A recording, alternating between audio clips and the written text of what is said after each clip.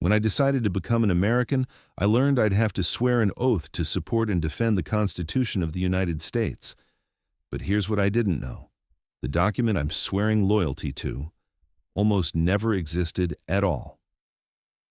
After the Revolutionary War, the United States wasn't a strong, confident country.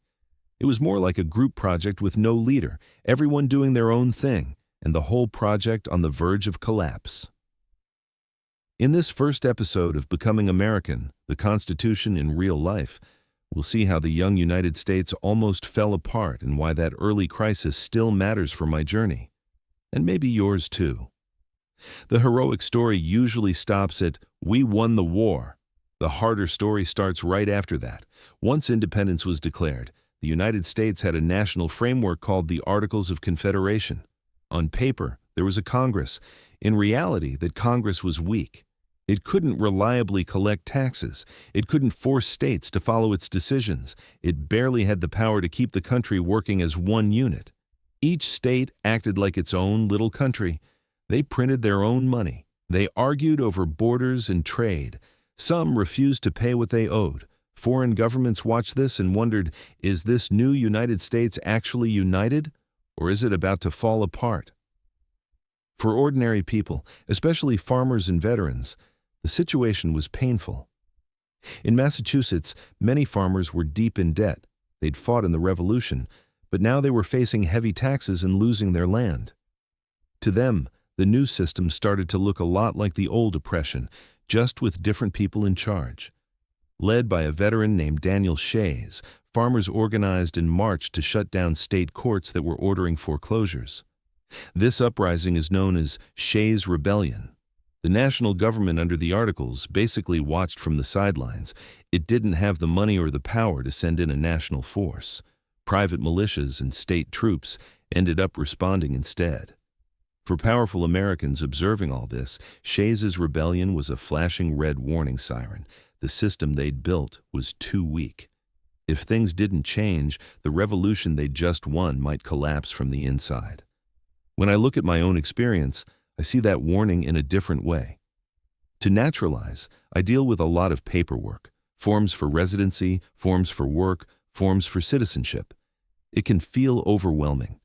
Every office seems to have its own rules and its own lines, but underneath all of that bureaucracy is a simple fact. Today's federal government actually has the power to act. It can enforce immigration laws, it can collect taxes, it can run agencies and courts that touch every part of my daily life. After the chaos of the Articles of Confederation, Americans decided that too little national power was dangerous. The Constitution was designed to give the federal government enough strength to hold the country together, and then to surround that strength with checks, balances, and rights. So when I'm buried under forms and appointments, I remind myself, this complicated system exists because the earlier, weaker system nearly failed. As debt rose, states fought, and rebellion spread, more and more leaders agreed. The Articles of Confederation were not working. They proposed a special meeting in Philadelphia in 1787. Officially, the plan was to revise the Articles, fix a few problems, patch the holes. Unofficially, some people were thinking bigger. What if the United States needed an entirely new blueprint, a stronger national government with clearer powers and duties? Delegates from many states traveled to Philadelphia. They gathered in a hall that, for a few months, would become the nerve center of the entire experiment. What they were about to do was risky. They were changing the basic rules of the young country without any guarantee that everyone outside the room would accept those changes. Once the delegates arrived, the mood was tense. They agreed to keep discussions secret. Windows were shut, doors were guarded, no official transcripts were released while they met. In that hot, crowded room, they argued about almost everything. How should states be represented? How much power should the new national government have? What should they do about slavery and the slave trade? At various points, some delegates threatened to walk out. Alliances shifted, tempers flared. The idea of a stronger union nearly fell apart before it was even written down. Eventually, they produced a draft document, the structure we now call the Constitution. But even then, nothing was guaranteed. States still had to ratify this new plan. Many people feared that giving more power to a central government would create a new kind of tyranny. Others feared that refusing the plan would break the United States into separate, competing countries. Multiple times, the project could have failed. That's what I mean when I say this document almost never existed. It was born out of crisis, argument, and compromise, and it nearly died at several points along the way. Fast forward to my life now. When I read the Naturalization Oath, I see a promise to support and defend this Constitution. A document crafted by people who were deeply afraid of two things at the same time. They feared too much government power, a strong central authority that could crush states, silence dissent, or abuse citizens. They also feared too little power, a weak national government that couldn't pay debts, keep order, or protect the country. The Constitution is an attempt to live between those fears, strong enough to hold the Union together, limited enough to protect people from that strength. As a future citizen, I live inside that tension too.